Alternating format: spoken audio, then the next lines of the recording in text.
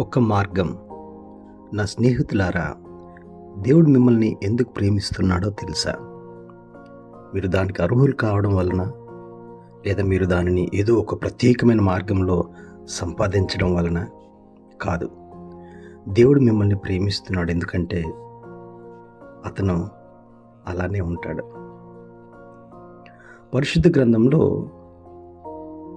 యోహాను రాసిన మొదటి పత్రిక 4వ అధ్యాయం 8వ వచనంలో దేవుడు ప్రేమామయుడు అని వ్రాయబడింది. దేవుడు లోకమునకు సృష్టికర్త, కానీ మీరు ఆయనకు చాలా విలువైన సృష్టి. దేవుడు మిమ్మల్ని ఎంతగానో ప్రేమిస్తున్నాడు, మీరెప్పటికీ ఊహించలేరు. మీరు కూడా తప్పుడు మార్గంలో, మీ సొంత మార్గంలో వెళ్తున్నారని దేవుని వాక్యం బోధిస్తూ ఉంది. దేవుడు మీకు చాలా మంచివాడుగా ఉన్నాడు. యెషయా గ్రంథము 53:6 వచనంలో బైబిల్ ఇలా చెబుతూ ఉంది: ప్రతి వాడును తనకిష్టమైన త్రోవకు తొలిగెను అని. మీరు దేవుని మార్గంలో కాకుండా మీ సొంత మార్గంలో వెళ్ళినప్పుడు మీరు పాపం చేస్తారు, మీరు పాపపు పనులు చేస్తారు. ఎందుకంటే మీరు పాపపు హృదయంతో జన్మించారు కనుక. అదే దేవుడు మీకు మంచితనం ఉన్నప్పటికీ ఈ విధంగా శరీరానుసారంగా ఉంటాం కాబట్టి తప్పు చేయమని చెప్తూనే ఉంటుంది.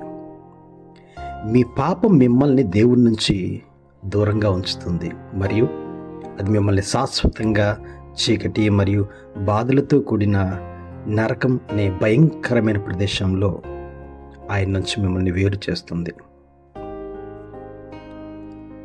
మీ ఏకైక ఆశ ప్రభువైన యేసుని విశ్వసించడం మరియు మీ పాప శిక్ష నుంచి రక్షించబడడం.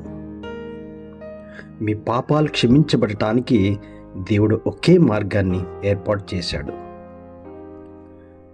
దేవుడు తన ఏకైక కుమారుడైన ప్రభువైన యేసు క్రీస్తును పరలోకం నుండి భూమి మీదకి పంపించాడు. యేసు శిలువపై మరణించి, రక్తం చిందించి, సమాధి చేయబడిన 3 రోజుల తర్వాత ప్రభువైన యేసు మరలా జీవంలోకి వచ్చి పరలోకమునికి వెళ్ళి తండ్రి కుడి పార్శ్వమున కూర్చుండెను. పేతురు రాసిన మొదటి పత్రిక 3వ అధ్యాయం 22. నేడు ప్రభువు మిమ్మల్ని వెతుకుతున్నాడు. మీరు పాపంలో తప్పిపోయారు. ఆయన మీ రక్షకుడిగా ఉండాలని కోరుకుంటున్నాడు. మీరు క్రీస్తు వద్దకు వచ్చినప్పుడు అది నిజంగా శుభవార్తే.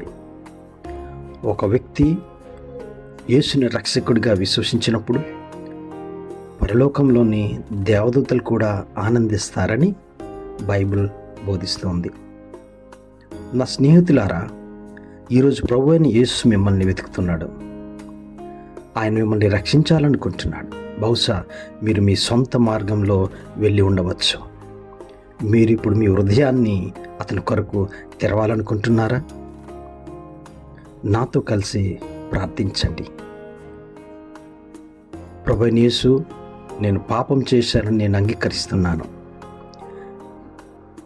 మీరు నన్ను ప్రేమిస్తున్నారని మరియు నాకు పాప క్షమాపణ పొందడానికి ఒకే మార్గాన్ని అందించారని నాకు తెలుసు.